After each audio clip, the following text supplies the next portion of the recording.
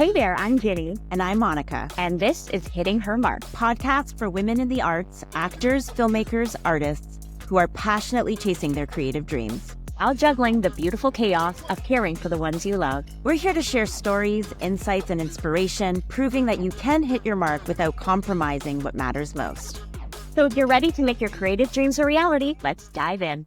Mikaela Lily Davies is an actor, director, creator, and coach. She is a graduate of the Canadian Film Centre's Acting Conservatory, the Soul Pepper Academy, and the Stratford Festival's Michael Langham Workshop for Classical Direction. She has performed in 8 shows with Soul Pepper Theatre, 2 Dora nominations for Best Ensemble, and spent 4 seasons at the Stratford Festival, playing Catherine of France in Breath of Kings and Beatrice Joanna in The Changeling. Davies is doing the best acting work on view at Stratford this year, written by Chris Jones for the Chicago Tribune. Davies is the inaugural recipient of the John Kaplan Canadian Stage Performer Award. She holds a Sterling nomination for Outstanding Comedic Performance for the role Miss Bennet at the Citadel Theatre, a Meta nomination for Outstanding Supporting Performance for her work as Bess in The Last Wife at the Centaur, and a My Entertainment World nomination for Outstanding Actress for her work in The Changeling. You can see her on Murdoch Mysteries or opposite Jodie Sweetin and Tim Rosen in Remember Christmas.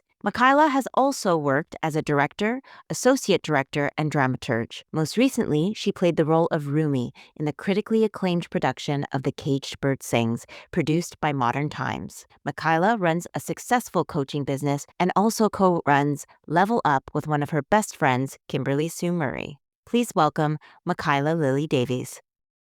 Let's kick this thing off. Hi, Mikaela. I'm so happy to welcome you, my dear friend and trusted acting coach, to the podcast. I've known Mikaela Lily Davies for a few years now. I think initially through a coaching session via Zoom. And I just immediately loved working with her, and I haven't stopped since then. And we've become really great friends. She also teaches an excellent self-tape masterclass that she runs along with actor and coach Kimberly Sue Murray called Level Up Auditions. I've attended a few of their workshops. I highly recommend them. And Mikaela, you are just one of my favorite people. I'm so glad to have you here. So we generally kick off each episode sort of just starting at the beginning. I know you were born and raised in Montreal. We'd love to hear about when and where your artistic journey began for you. Well, first of all, thank you for that. I'm so happy to be here with you too. My artistic journey, I went to a fine arts high school called Face in Montreal, and it was a little bit weak on math and sciences and really strong in the arts. It was a terrific place to cut my teeth doing theater. I remember they would throw so much money into the budgets of these high school theater shows. One year they built a set in the air, and so the only seating available was on the balcony. And so we were really given an opportunity to sink our teeth into some incredible material, and also working alongside with actors who were pretty big in Montreal at the time, coming in and working on these little high school productions. And so that's where I really caught the bug. And from there, I went on to a theater school where I met Kimberly Sue Murray, who you've already talked to, who's one of my dearest people. And then I struggled for about 5 years. I couldn't get arrested. I sort of graduated like one of the top people in my class in my own mind. And I was like, yeah, it's going to happen for me.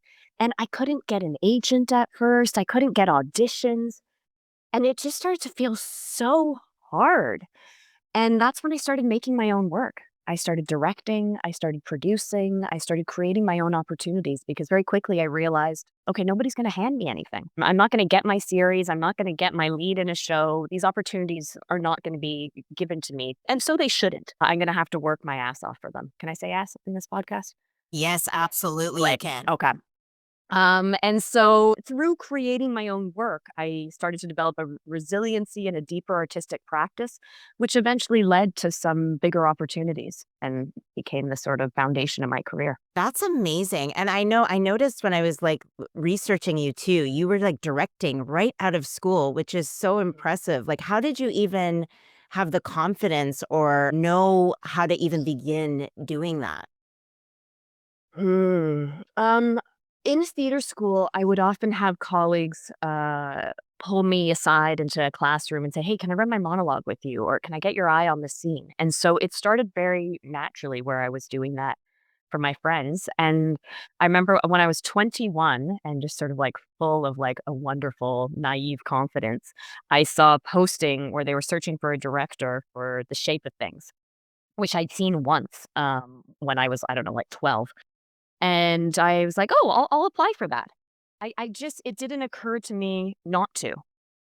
And I went in and did the interview and I got the job. And then that was the first show I directed at 21 years old. That's amazing. I love that. Yeah, it's just like, yeah, why not? Why not? Yeah, why Yeah. can't I? And I love to and I'm sure our audience and our listeners, not that they revel in the satisfaction that you struggled in the beginning, but it's just like so many of us struggle in the beginning and want to give up, but instead you Yes. pivot. And that's such a great lesson for all of us, that sometimes things don't go the way that you think that they're going to go, even though you're really good and you're all really great. Sometimes you got to be like, okay, it's not working, let's try something different. Absolutely. And I mean, revel away. I am only interested in people's failures, really, because that's the only thing I identify with. I think we have to take the mask off the process of building a career, because on Instagram, we only see the highlights, right? We only see what we booked, what we're working on. And what we rarely show are the days when we feel like shit, the days when we feel like giving up, the days when we like lost something that we really thought was going to come our way. That's really the foundation of a career. It's how you deal with all of these setbacks and then keep showing up. So that's what I'm most interested in. Yeah, how you pick yourself up and keep going, because so much of this I'm finding more and more is like it's the resilience of like sticking with it and just keep going. Because if you don't keep going, and then you don't know what could be around the corner, right? Mhm. What happened? So then what brought you to Toronto, Mikaela? I know that you were part of the Soul Pepper Academy. I don't know if that was the Yes. initial thing or I tried to move to Toronto before Soul Pepper. Kim and our another dear friend Amber Goldfarb, they'd gotten into the CFC and they were living in what we affectionately referred to as a lesbian commune. And I was like, "Oh, great! This is my opportunity. I will move to Toronto and be a part of this commune, and I'll get an agent, and I'll just start building my career." And I did get an agent. I don't remember their name, and I don't think they'd remember mine. I didn't get a single audition, like, not one. Wow. Like, I don't know what they were doing or what I was doing. So that didn't work. I was in this commune, and I was paying my really affordable rent, and I was like, "Okay, ready, whenever you are, I'm here." And so I kinda moved back to Montreal. It wasn't a real move to Toronto, I was there part-time. But there was no reason for me to be there, and I could not break in, and so I went back to Montreal and continued to hustle away, and then eventually I got an audition for the Soul Pepper Academy, and I always like telling people this story. Soul Pepper did not want to see me. It wasn't like I saw this opportunity and I applied, and they're like, "Absolutely, we would love to bring you in." They were like, "No." And I was like, "What? That's too bad. Can I come in anyway?" And they're like, "No, really, no." And I'm like, "Oh, okay. Well, do you have a waiting list?" And they're like, "Leave us alone." And I'm like, "Oh, okay. Well, just in case, can you put my name on a waiting list?" I just sort of harassed them. I reached out to every single person I could think of in Toronto that might know somebody that worked there. I was incessant. And eventually it paid off. And some good word passed along, and they said, "Okay, we'll see you tomorrow." And I had been prepared. I'd found a monologue that I was so interested in. I'd been working on my craft. And so finally an opportunity came along and I was ready to jump. And I got a call back on the spot. I went to their big scary callback weekend and I booked it. And it changed my career and my life. But I think it's so valuable to share. Like, they did not want to see me. I was not on their list. I was not interesting enough. My resume was not impressive enough.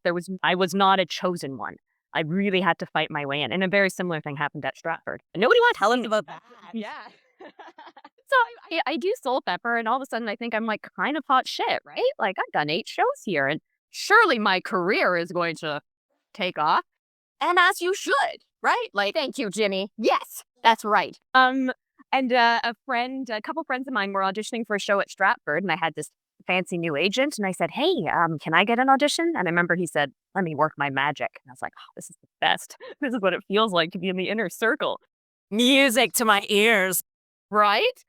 And then I couldn't get an audition. They didn't want to see me. And again, I was like, man, I really want to be seen for this. And so I just reached out to everybody I knew and I said, can somebody put in a good word for me? And in the end, the reason I got an audition, it was for a play called Breath of Kings that was being co-directed by Mitchell Cushman and Wayne Mangesha, adapted by Graham Abbey.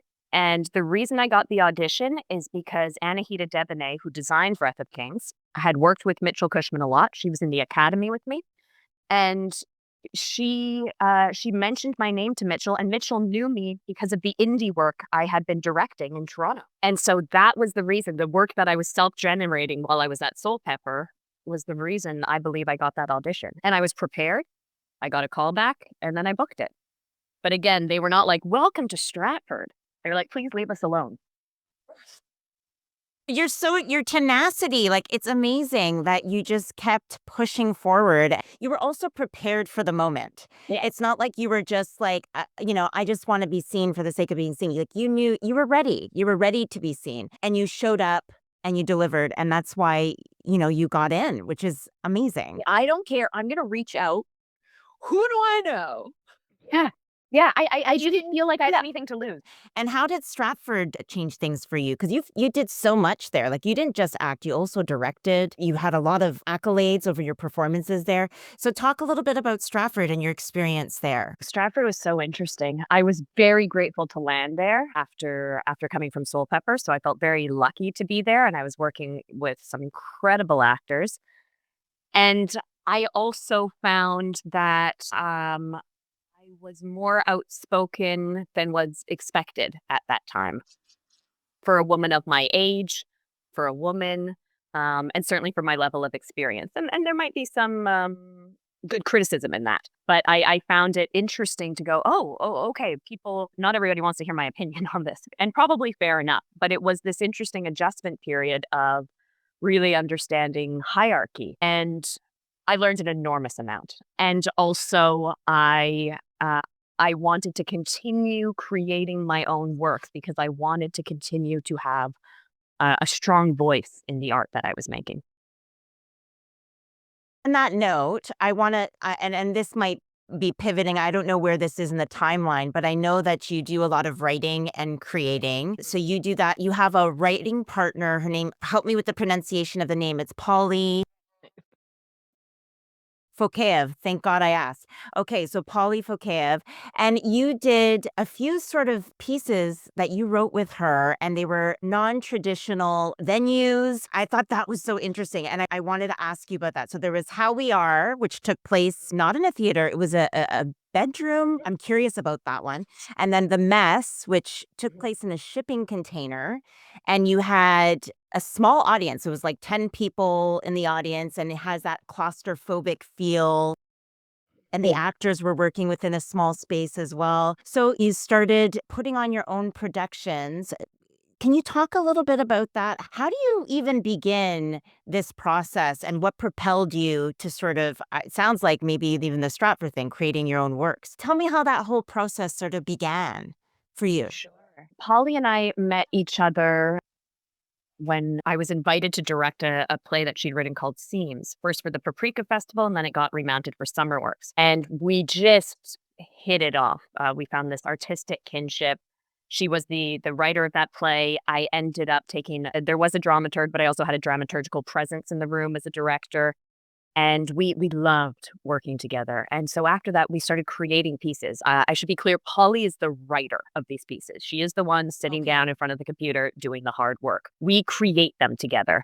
And so we would create these scenarios and beat it out. And then she'd go away and do all the hard work. And I would make really annoying notes and edits. It was a great relationship for me. And so, yes, there was this piece, How We Are, that took place in the bedroom. And it was, so it's site-specific theater is the technical term. It was a piece about, basically, it's two best friends wake up naked after a wild night out, and one of them wants to take their relationship to the next level and is excited about it. And the other one claims they don't remember what happened. And so it deals with consent between women. And we were really interested in examining what is consent if we take men out of the equation. what does consent really mean if it isn't in a patriarchal history, but between two women who are friends? And it deals with alcoholism. It deals with the blurred line sometimes between female friendships. It deals with sexuality.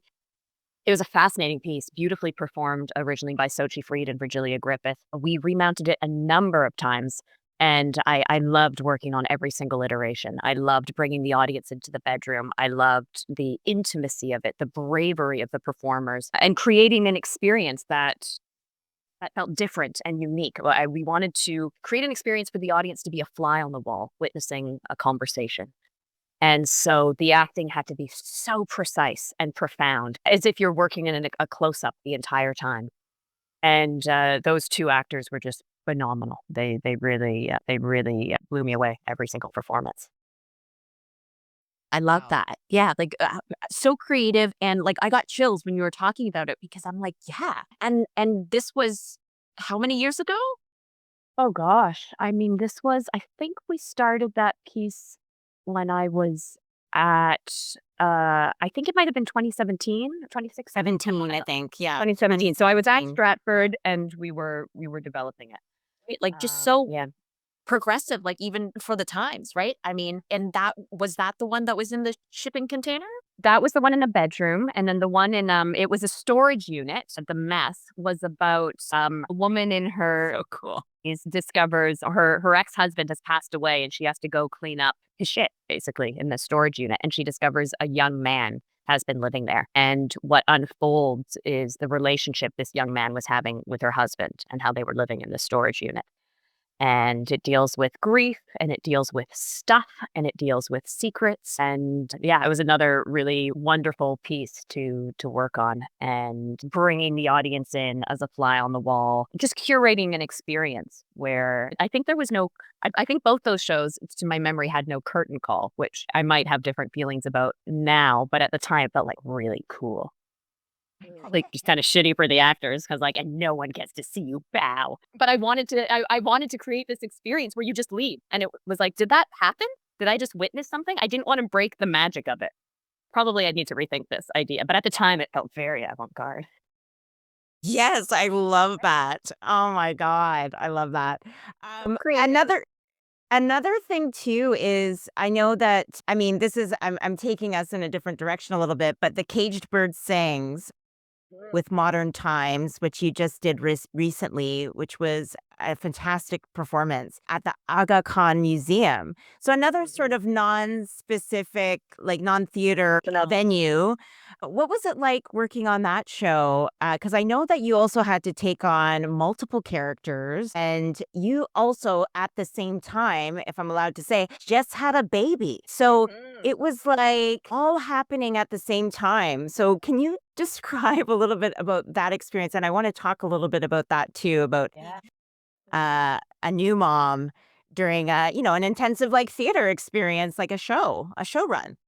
Yeah, absolutely. So this was my first show back since giving birth, and when the offer came through, I thought they had made a mistake. I think I told you this, Monica. I was like, I saw the breakdown of what the piece was, and I was like, this isn't me. There's no way that they're offering me this role, this sort of, having to play, I don't know, 15 different characters, and like, it's a highly physical comedy. I was like, I'm an intellectual actor. This is somebody who's made a terrible mistake, and how embarrassing. And then I had a meeting with the artistic director, Ruban Salajics, who was gonna be performing in the play as well.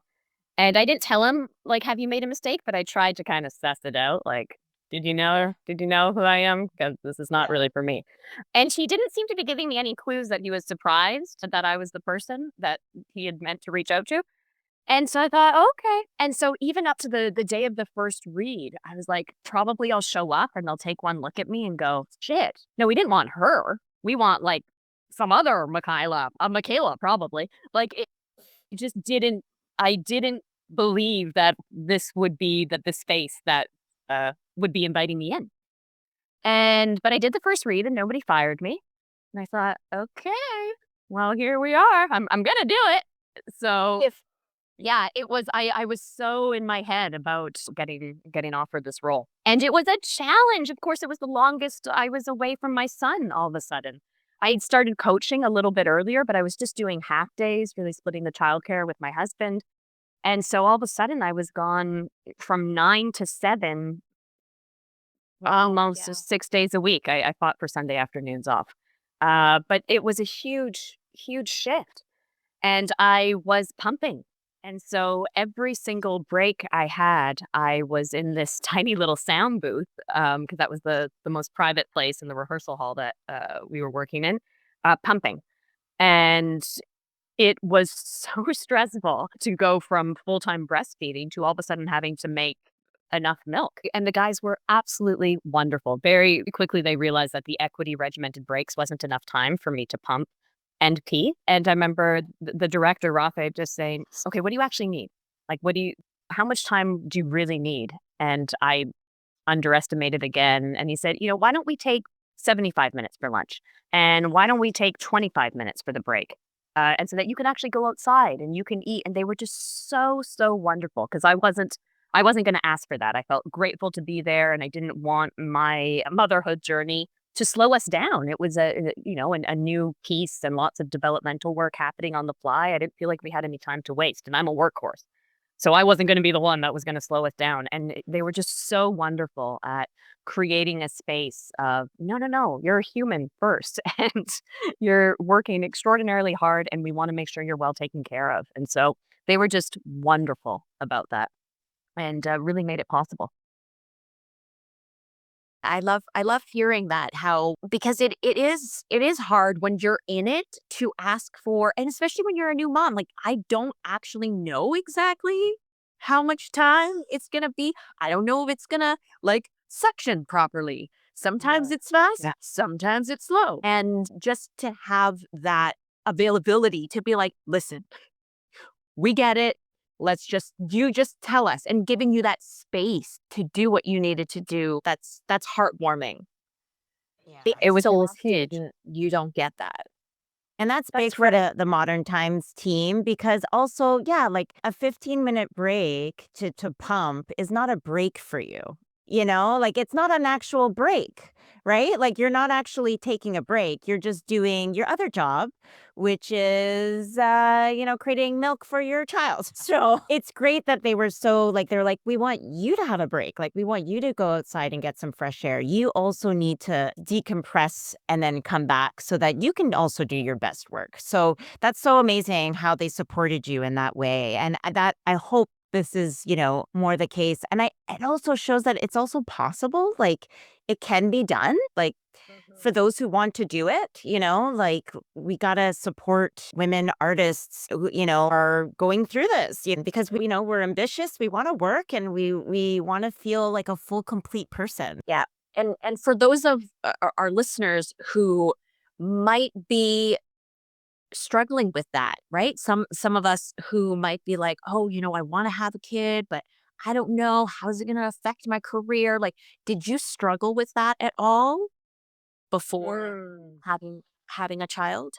Yes, Ginny. Yes, I did. And if I could have magically planned it, I wanted to plan it later. We weren't actively trying in that moment. My husband and I knew we wanted kids, but we weren't ready. You know what I really wanted? I wanted to be on a show that was going to write in my pregnancy into the story arc. And I was just like, that we'll just wait for that, right?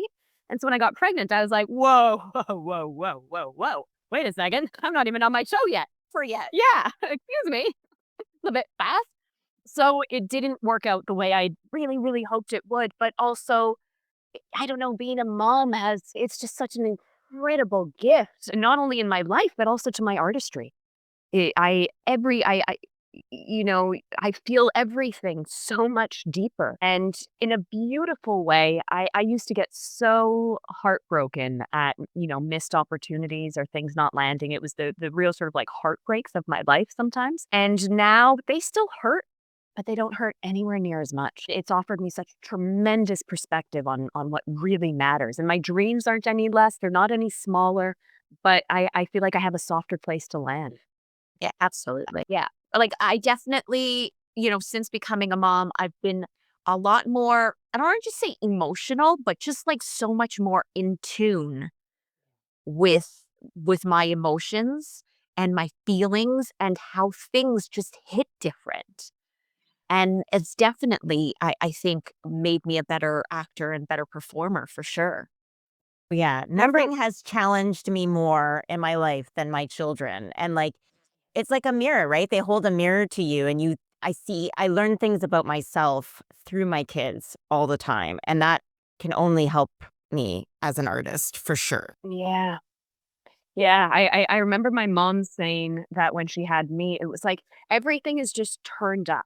So the good times are turned up, the bad times are turned up. You just feel more, and I can't think of a more wonderful gift as an artist and a human to just feel more. Yes. I'm going to shift a little bit back to some of the performing stuff and also advice that you might have for artists out there who are trying to create or are feeling stuck and want to create their own work. You've always been so ambitious and you get out there and you get it done. So, what advice do you have? I think the biggest thing is to just, I hate quoting Nike, but just do it. Just start making it. Start where you are, start small. The times that I've been held back the most is when I've been waiting for the money, waiting for the opportunity, waiting for the time.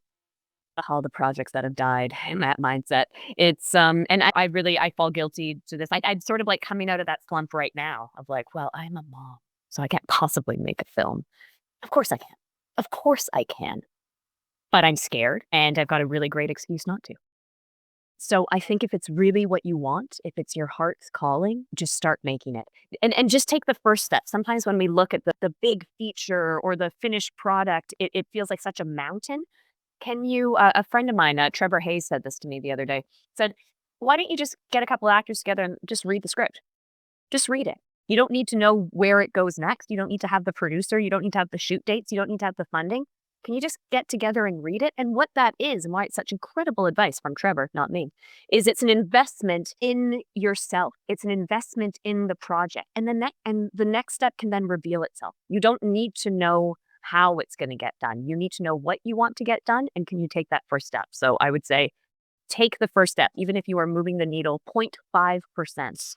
It's still there's those beautiful mindset growth charts of somebody who does nothing towards their dream every day, and somebody who does like 1%, and eventually over time the people that are doing 1%, it gets there.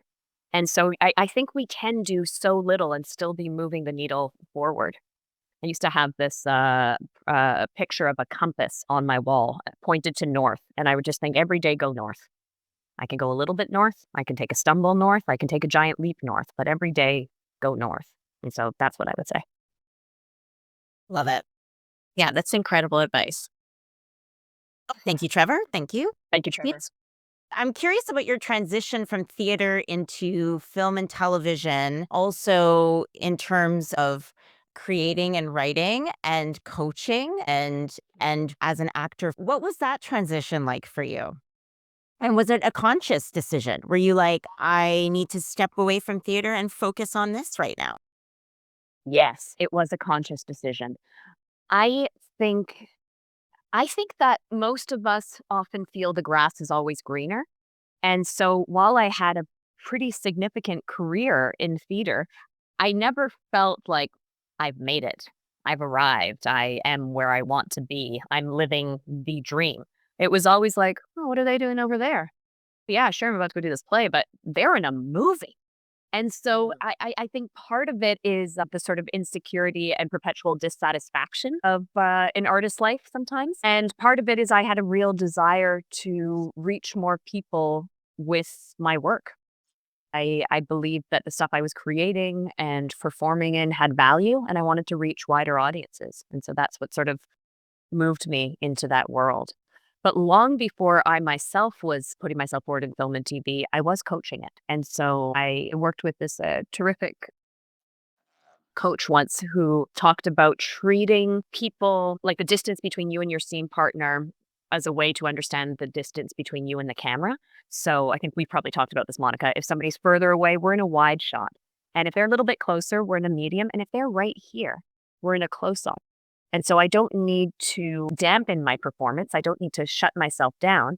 I'm just talking to somebody who's right here. And so there's very little energy I need to emit to reach them because they're right there. And so when you look at it that way, it's not wildly different. Acting is acting is acting. It's experiencing a story through your body. It's just bringing your scene partner in at a closer level. And then just to get into a little bit about Level Up and what you're doing with Kim and these audition classes, which are fantastic for anyone listening. How did you guys sort of develop this, methodology and how you were going to coach actors in leveling up their auditions? And what is your advice to actors out there who are auditioning on how to level up their auditions? Sure. Well, there were two things. One was really practical. We wanted to create a quick checklist that we felt made auditions stand out that actors could do in a pretty short amount of time. We really value having your own time and not stopping your life when an audition comes in. And so we talked a lot about what those things were. A lot of it's borrowed, and one thing is unique to Kim and I. And that's really about encouraging actors to bring their own creative engines to their auditions. So that was the practical side.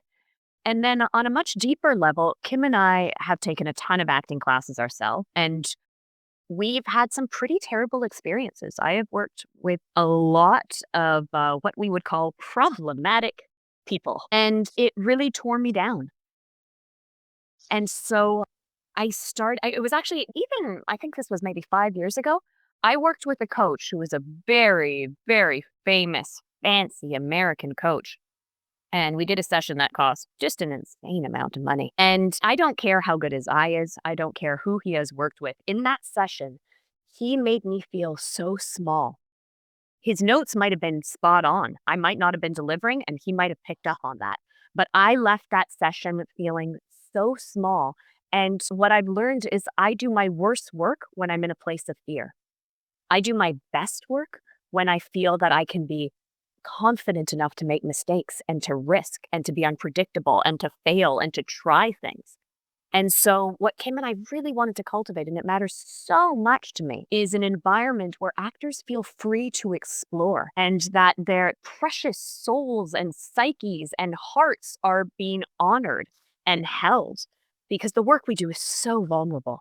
And anybody can tear anyone down, and anyone can. It's lazy. It's really lazy. And to my understanding, there are some incredible coaches out there and they have great eyes, but I don't care if they're making people feel like shit. They're not good teachers. They might be brilliant artists in their own right, and they might be so intuitive, but they're not good teachers. Because if you make people feel small, you slow them down on their journey. And I think that's pretty unconscionable myself. So we wanted to create the antidote to that, where people can develop their craft, go deeper, but it's really about developing their own confidence. We can give you information, but what we really want to do is give you the tools to trust yourself and your own artistry and your own skills so that you don't need an outside eye validating you. You can really just validate yourself. Right. And that's so important, especially in this self-tape space, because you don't have the feedback. You have to be able to do your takes, choose the right one, and feel good about it and send it off and understand that you might never hear anything about it, but you have to feel good about it, about the work that you've done. Yeah, if we can move into the mindset, I think it's Bryan Cranston that coined this most famously of auditioning is the job. And so today you get to be this person. And if we can get ourselves, and it's hard to do, but if we can try to remove ourselves from the, how will I book this? How will I get this? What do they want? To how can I dance with this material? How can I play? How can this be the opportunity to do what I love to do what I am so good at? And today it's just through the lens of this role. And next week it'll be through the lens of that role. That it's not about booking the job, but it's about showing up fully as ourselves within this material. And I think the end result is you do start booking more. But more importantly, and I know that's hard to believe because all we all want to do is book work, but more importantly, you are cultivating a craft and a life that isn't dependent on other people's yes. It's your own yes. And I think that's really what makes an artist. Beautiful. I want to shift a little bit. I do want to talk because I'd be remiss if I didn't like we didn't touch on this, but you've done a lot of solo performances as well. So I know that you worked with Can Stage. You were part of the director development program, I believe, Mhm. and you wrote it in and directed yourself. Do not recommend. Self-advocacy. So I'd love to hear about that. But also, recently, I know you were doing some performances with replay storytelling at Burdock Brewery that you also developed yourself. So, what is it like to put on a solo production? And, I'd love to hear about that experience and what you learned from it, and maybe any advice for others who are also hoping to create their own solo works as well. Sure. Okay. The piece that I was developing at Can Stage was a piece about meeting my half brother for the first time. And we first connected through Facebook and then we met in person. And it was an incredibly vulnerable, emotionally fraught piece for me that also has a ton of humor. And I felt ill equipped to be, it was just a developmental workshop, but I felt ill equipped to be working on that material. It was too hot for me at the time. So even though I think some of the writing was good and the acting was good and maybe even some of the direction was good, it was so inside it that I had very little perspective. And so when I would get dramaturgical feedback from other people in the room, I would be so offended, but this is my life. Like this is I did that. I don't know what you want me to say. Like I made that choice. That's what the main character did. And so it was They're like, that's not believable. yeah, that's not believable. So it was really I found it incredibly hard to separate and I just sort of had this sick feeling in my stomach and that when you get tension all through your forehead like you're about to cry. That's sort of what I felt like throughout the entire process. So it was really scary. Valuable but scary.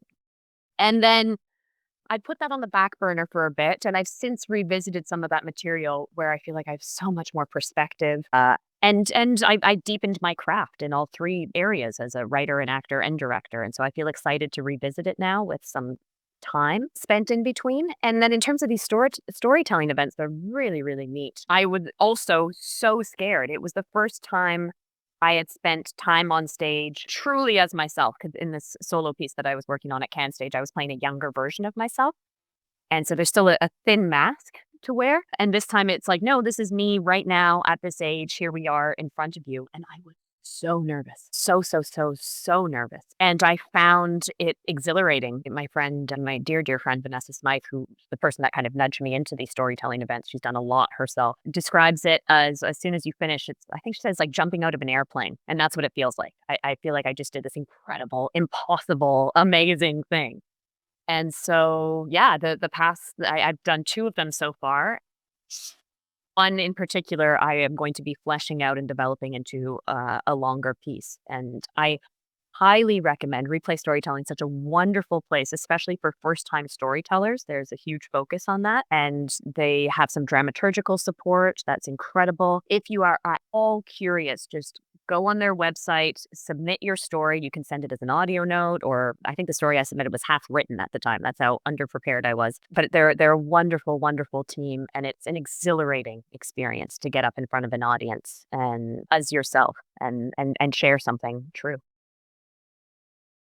And any advice for anyone who wants to develop a solo work or show? Like, how do you even begin? That Yeah. was your way in. I mean, obviously, you pulled from your life and your own stories.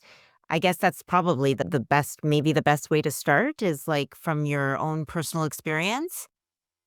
Yes, I mean, in terms of these storytelling events, it has to be your story. So that's the only slate to Okay. start. It has to be true and it has to have happened to you, I believe. I don't think they meant to make it rhyme, but it is something cute like that. So here's what I did for this latest story. I sent a voice note to my dear friend, John Heinman, who's a wonderful writer, director, and acting coach in LA. And I was on this big, big trip where I was meeting my biological father for the first time in Australia. And John sent me a message asking me how it was going. And I sent him this voice note. And his response to the voice note was like he said, I really I can see the movie of this unfolding. And it struck me. And so when I knew I wanted to tell a story that was around this meeting, I went back to that voice note and I just transcribed it. And there's an app, I can't remember what it's called, but you can just pop in voice notes and it'll transcribe all the text. And I did that and I was like, okay, well, there's already something here. And I find editing so much easier than writing. That's why it's worked so well with Polly and I. So I just started editing my own stuff. So I would voice note ideas, voice note threads, because I don't have an issue talking, as you can tell. And so I would voice note to myself or pretend that I was talking to somebody, and I would take all that and transcribe it. And very quickly, the arc of a story started to develop. So that's what I would recommend. Just if for whatever reason it feels too scary to sit down and face a blank page, and that's always been my experience, just voice note or call a friend and record it. Or, I don't know, record your therapy session, whatever. But there's so many different ways to generate that content, and then once you have something on the page, it's a lot easier to take the next step. It's always the first step when it doesn't exist yet that is the scariest. Even if something's bad, to be clear, all my first drafts are bad. It's such a great place to work from because it's like, great, I can fix that now. But if you're trying to write an excellent first draft and it hasn't started yet, that will probably lock you into not taking a step forward. So yeah, that's what I would say. It's that saying, right? Writing is rewriting. And you've just got to get something down. Otherwise, like, there's nothing. Yeah, it's the same way Monica knows that I like to work as a coach. I always want to lay something down. I mean, we can talk about the scene till the cows come home, but until it's in your body and out in the air, we don't really know what's there. And we don't know what impulses you already have that are developing that we can take and expand on. So I always say, like, let's just get one in the air and then we can work from that. Everything else is just theory. Yeah, exactly. And you can't work with a empty page, right? So until you put some words on paper, then at least you have somewhere to go and you can work with that. So we are reaching our hour here, but I just have a couple more questions, and the last one being the transition from writing for theater and then writing for on camera. So I know that you were nominated for 2 Cale Turnin Awards as well for development of a short that you're working on with Polly. So can you talk about that transition and what that's been like? Because there were mediums. They are different mediums. And again, I really have to give Polly all the credit. Like we create work together, but she is the one doing the grueling hard work of writing. And I'm the annoying one flying in at the end going, what about that? So it's really like she is the writer on these pieces. And we're co-creators together. So I'm a huge dramaturgical presence. I often touch every line, but she's the person. It wouldn't exist without Polly. I just want to be really clear about that. And so for me, the transition's been quite simple because she does all the work. But the main thing I would say is theater, as a general rule, is dialogue driven. And film, as a general rule, there's a lot more story that can be told just through the visual shots. And so because in film you can direct the audience's eye in a way that's harder to do in theater, it can be done, but it's a lot more difficult because they have the choice to look at whatever they like. There you don't need as much dialogue, and there a lot can be said in just a look. Who was it? Meredith McGeechee, Monica, who I know you know, who runs Map Studios, was talking about, I hope I say all these names right, Kyle Chandler on Friday Night Lights. Does that sound believable? Sounds good to me. Yeah. But the writer would write these monologues for him, and sometimes he would do them in just one line or just a look. And I think that's such a beautiful example of what you can do on camera. And the writer's work is not in vain. He knows what that moment is because of everything that's been written. That's everything that isn't said, everything that look is filled with. And so I think you get to have a much lighter hand in terms of the dialogue. I would say that's one of the main transitions. We ask the same question to every guest before we sign off. So, given all the roles you take on, mother, partner, actor, director, coach, mentor, the list goes on.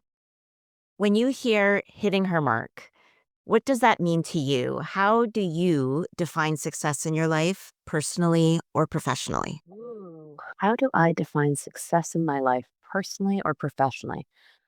On a personal level, I would say it's the amount of time I get to spend with family and friends that feels unencumbered with other problems.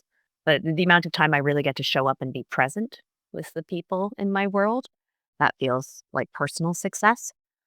On a professional level, I mean, I will be real. It's when I get those emails saying, "Hey, we really love you to collaborate on this.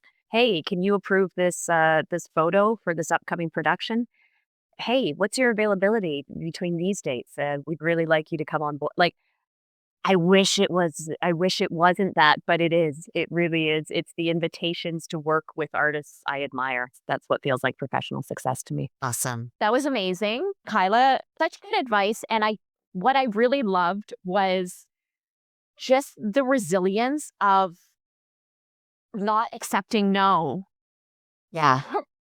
as the answer, right? So often we get so defeated by one no, and then we're like, well, I guess that road's closed. And it's like, no, you can actually just keep going down a side road until you get to your main destination. Yeah, and there's, like, the confidence of, like, why not? Why can't you reach out and introduce yourself? What's so wrong about that? I'm so in awe of hers, like, her ability to just, put herself out there. Yeah, it's inspiring. Yes. And those little steps and how the importance of networking, of remembering, right? Because, like, how do you even remember? Like, who do I know that knows how to get into soul? But, like, I don't know anyone. But it's just like that sort of degree of separation and the importance of networking and remembering and keeping in touch with the people. Because I'm sure she didn't just come out of the blue and reach out to someone she hasn't spoken to in years.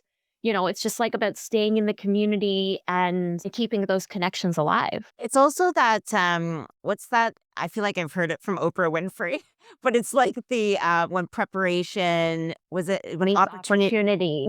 opportunity, right? So it's like she's also like ready for it, right? Like she's not Yes. just reaching out and being like, I deserve this. She's prepared and she shows up. She was ready for this opportunity. That's so important, the preparation piece too. But she's so like multifaceted. Also, like that was like she's a multi hyphenate. Like she's done it all. Like she can direct, she can act, she can write, collaborate, create. Uh-huh. It's really impressive, and now with her coaching business, and she also I know we didn't even touch on it, but she mentors as well Oh, wow. and Yeah. works with charitable organizations. So she's just exploring creativity in so many different mediums. It's amazing. Yeah, it's inspiring because you think sometimes I'm just like, you know what, I just need to stay in my lane for a minute because there's already too much stuff going on.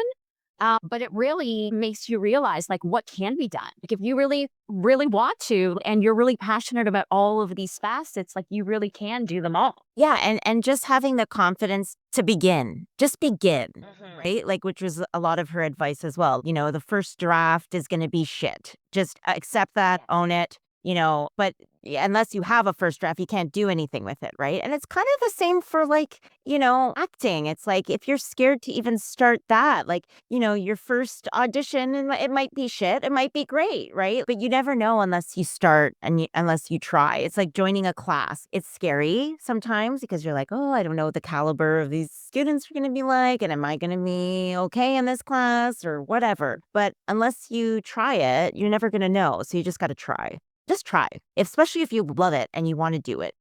Just put yourself out there. Right. And if it's something that because there is always going to be a good excuse. There's, Yeah. Oh my whether God. it's a baby, I mean, that's a really big one, but it could be anything. Oh, I've got to pay the bills. Oh, I got to have a job. Oh, I'm so tired. Oh, I'm so busy, right? You can make infinite amount of excuses, but you can also find the reason to lay something down, to start, Yeah. to take that first step. Yeah, it takes a lot of courage and dedication to have a career in this business. It's a constant it is a mental struggle. So, but you got to just like not listen to that voice and you have to be like, no, not today. I'm doing it. And you always feel better once you've done it. Right? It's like going to the gym. You always feel good when you're leaving the class and you're like, got a good sweat on. I have energy.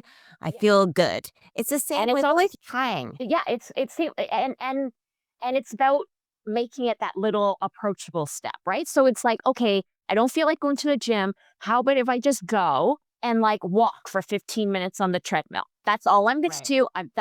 That's the bar. That's it. And if I do that, then then I can go. But then inevitably, chances are you're going to get there. You're going to walk your 15 minutes. You're going to feel the satisfaction. You're going to get a little bit more energy. And then you're going to start picking up a kettlebell. Maybe you'll do some, and then next thing you know, you're like, I'm done. I did my whole routine. It's sort of like her tip. If sitting in front of a blank screen is daunting to you, just take out your voice notes. Oh my God, I loved that. Laying something down. Yeah, because a lot of times, we're not writers, we're talkers. I know. Ginny, you and I, we need a Polly. Where is Polly? Polly, can you hear us? Polly in my life.